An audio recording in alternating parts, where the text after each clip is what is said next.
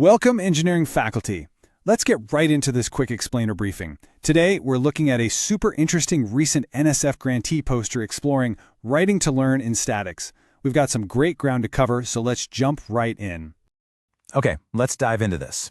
Think about the last time you were grading a stack of papers. You see a correct final answer, but you can't help wondering, does getting the right answer truly reflect the student's grasp of the material, or do they just memorize the steps? Section 1. The Engineering Learning Gap. You know exactly what I'm talking about here. Our engineering students often just power through problem-solving procedures, treating STEM knowledge as a set of formulas or steps to reproduce.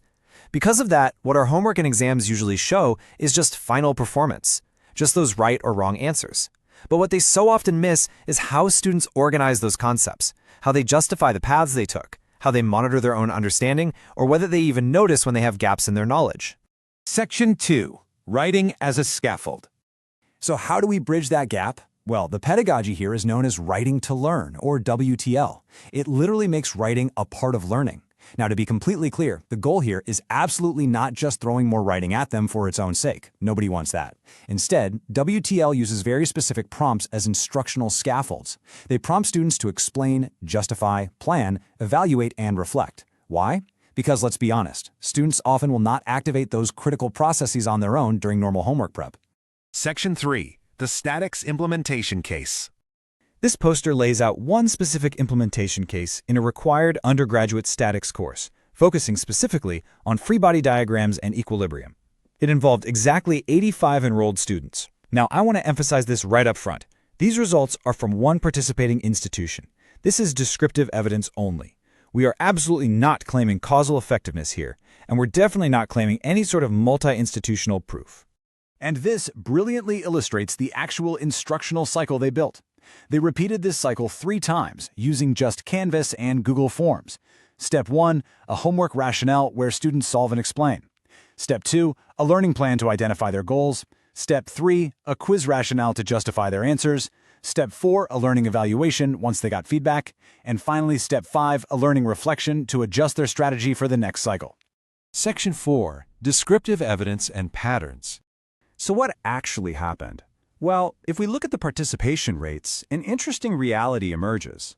Participation stayed really high on the activities directly tied to problem solving, like the homework and quiz rationales. But it was noticeably lower on the learning plans, the self-evaluations, and the reflections.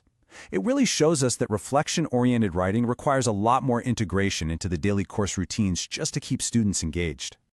Now, what's really interesting about this slide is the performance data. Notice the means across the 3 cycles. They are uneven. Practice and quiz scores did not just go up in a simple continuous rise. Again, this proves we are looking at descriptive implementation evidence of student variation. This is not a neat, tidy story of simple, steady score improvement. The researchers also dug in and used rubrics to score the writing itself. In the Cycle 1 learning plans, they found a really stark contrast. Students showed much stronger cognitive articulation, meaning they could pretty easily describe what they planned to study, but they had much weaker metacognitive articulation. They really struggled to explain how they would actually monitor, evaluate, or adapt the way they were learning. And we see this exact same calibration challenge pop up in the self-evaluations. When you plot the data, it shows significant dispersion all around the equality line. In plain terms, a student's self-evaluation and their actual quiz score were not always aligned. They often completely misjudged how well they actually knew the material. Section 5. Making learning processes visible. So, the crucial point is this. The strongest contribution of writing to learn isn't simply score improvement. The real value is that it makes all those invisible learning processes completely visible to us as instructors. It elicits their reasoning, it exposes those hidden misconceptions, it reveals their study strategies, and it absolutely proves that reflection requires repeated scaffolding across the entire semester. Now, let's address the elephant in the room. Manual scoring of all this free text remains a massive barrier to wider adoption. Who has the time, right? The poster notes that rubric-based AI automatic assessment is the ultimate goal, but I want to be very clear here.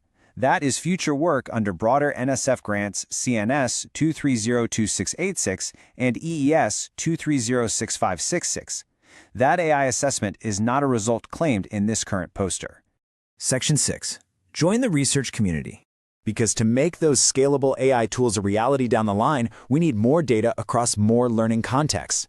The researchers are formally inviting you, their faculty colleagues, to adapt this WTL cycle right into your own engineering courses.